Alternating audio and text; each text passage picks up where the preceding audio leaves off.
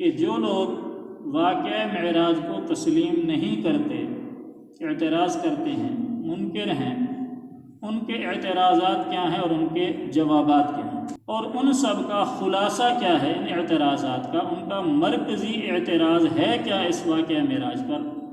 ان کا مرکزی جو نقطہ اعتراض ہے وہ یہ ہے کہ جی جب زمین کی ایک متعین حدود ہیں جہاں تک آکسیجن ہوتی ہے اور آدمی سانس لے سکتا ہے، زندہ رہ سکتا ہے، اس حدود سے اوپر جب بندہ جائے گا، آکسیجن کی حدود، فضائی حدود کے اندر جب اوپر جائے گا تو وہ سانس ہی نہیں لے سکے گا۔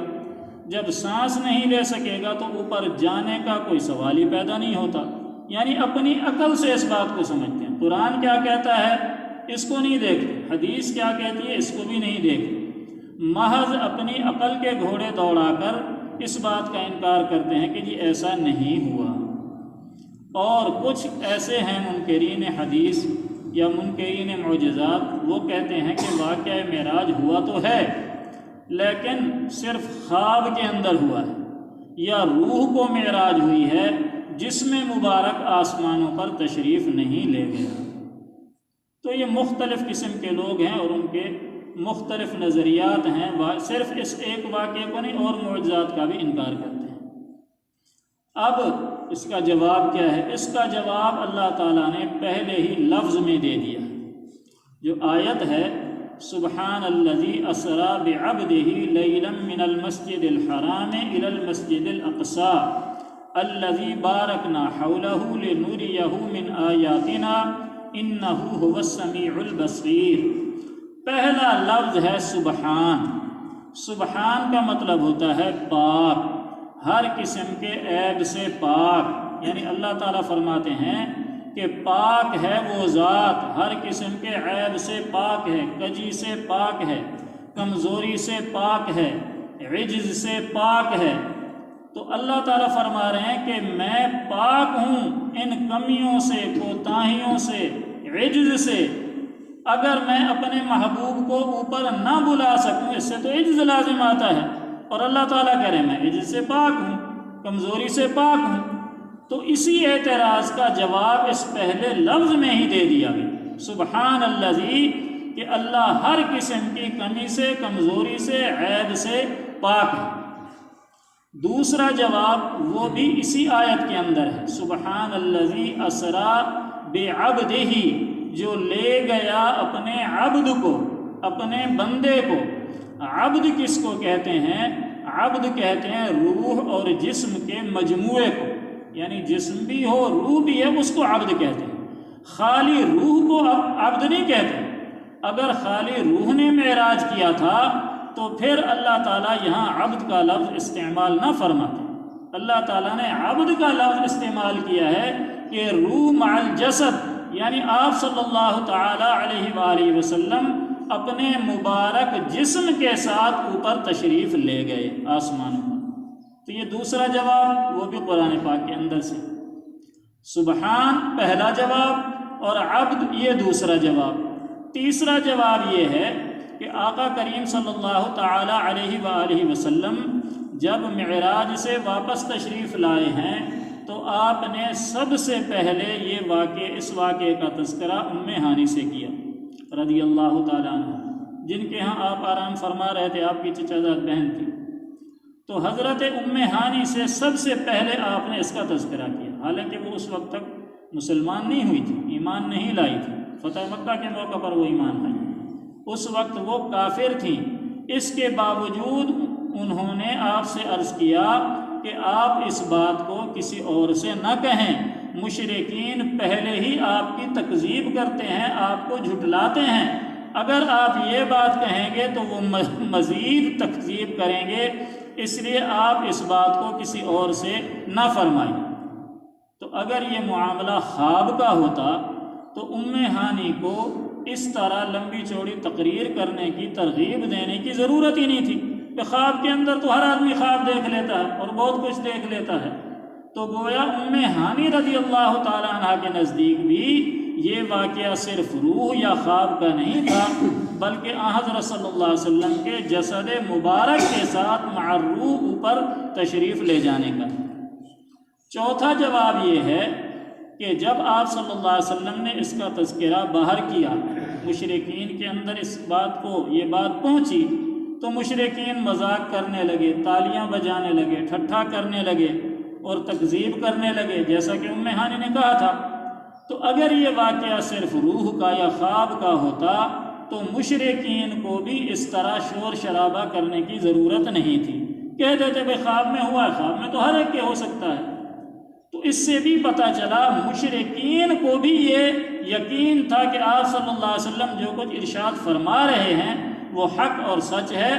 آپ روح مع الجسد کے ساتھ اوپر آسمانوں پر تشریف لے گئے۔ اور اگلا جواب یہ ہے جو حسی اور عقلی جواب ہے، اور آج کل کی سائنس کے مطابق ہے۔ جو لوگ کہتے ہیں کہ جو چیز عقل میں آ جائے تو ٹھیک ہے، جو عقل میں نہ آئے تو اس کا انکار کر دیتے ہیں، ان کے لیے ہے کہ آج کل دنیا نے اتنی ترقی کر لی ہے انسان نے کہ انسان اس زمینی حدود آکسیجن کی جہاں تک وجود ہے خلا ہے، اس سے اوپر جا چکا ہے۔ آج کا انسان چاند پر پہنچ گیا ہے، تو یہ تو آج کل کا انسان ہے جو چاند تک پہنچ گیا اور مریخ تک پہنچنے کی تیاریوں میں ہے۔ تو اگر آج کا انسان چاند تک جا سکتا ہے یا کل کلاں کو مریخ تک جا سکتا ہے، تو کیا امام الانبیاء صلی اللہ تعالی علیہ وآلہ وسلم آسمانوں پر نہیں تشریف لے جا سکتے؟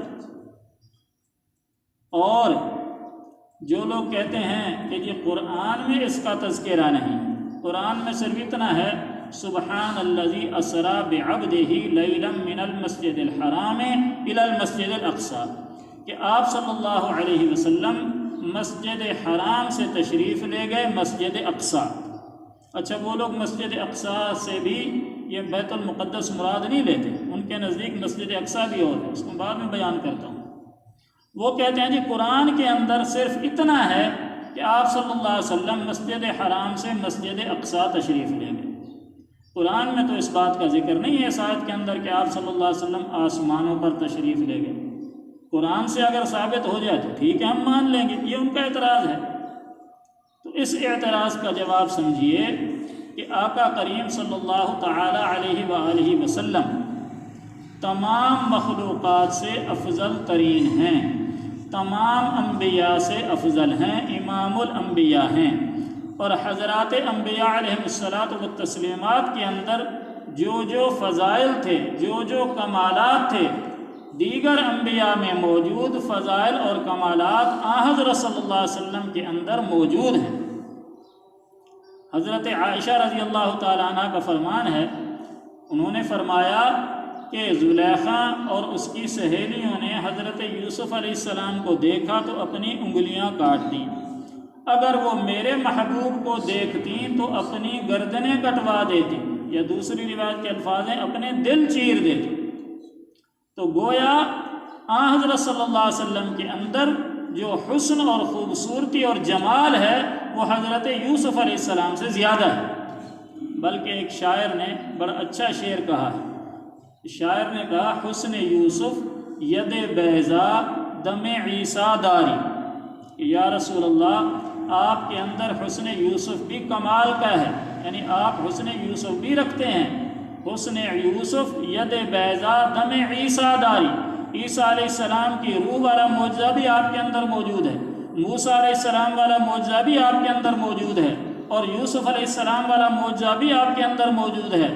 آنچ خوباں ہمیں دارند تو تنہا داری، الغرض 1,24,000 انبیاء کے اندر جو خوبیاں تھیں، جو کمالات تھے، جو معجزات تھے، وہ آپ کی ذات بابرکت کے اندر اکیلے کے اندر موجود ہیں۔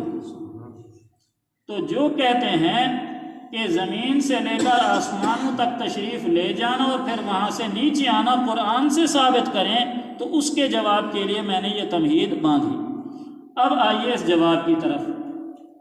8واں سپارہ ہے، سورۃ اعراف ہے، آیت کا نمبر 24 ہے۔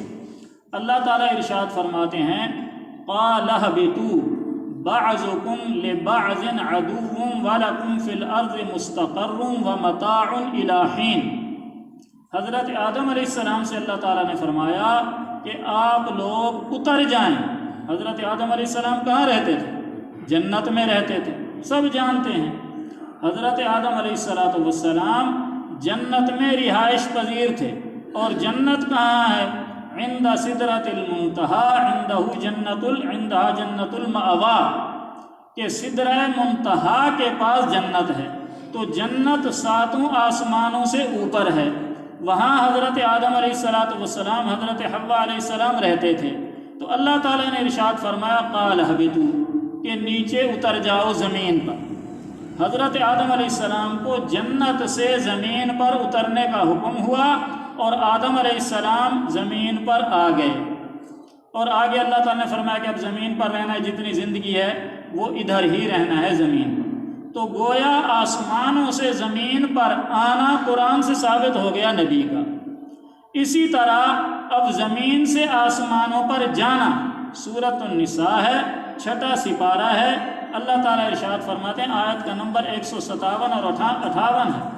اللہ تعالیٰ ارشاد فرمایا بر رفعہ اللہ الیہ، حضرت عیسیٰ علیہ السلام کے بارے میں، کہ اللہ تعالیٰ نے حضرت عیسیٰ علیہ السلام کو اپنے پاس اوپر اٹھا لیا۔ تو ایک نبی کا زمین سے آسمانوں پر جانا بھی قرآن سے ثابت ہے، اور ایک نبی کا اوپر آسمانوں سے زمین پر آنا بھی ثابت ہے۔ تو آقا کریم کے اندر یہ تمام فضائل اور کمالات موجود ہیں، تو کیا خیال ہے آقا کریم کے لیے ثابت نہیں ہو سکتا؟ بالکل ہو سکتا ہے، بلکہ ہے، ہو سکتا ہے تو نہیں کہنا چاہیے، ہوا ہے۔ تو آقا کریم صلی اللہ تعالی علیہ وآلہ وسلم کا معراج کرنا، اوپر تشریف لے جانا، یہ صرف روحانی نہیں ہے، صرف خواب کا نہیں ہے، بلکہ جسم مبارک کے ساتھ، روح مع الجسد کے ساتھ یہ آپ کا سفر ہوا ہے۔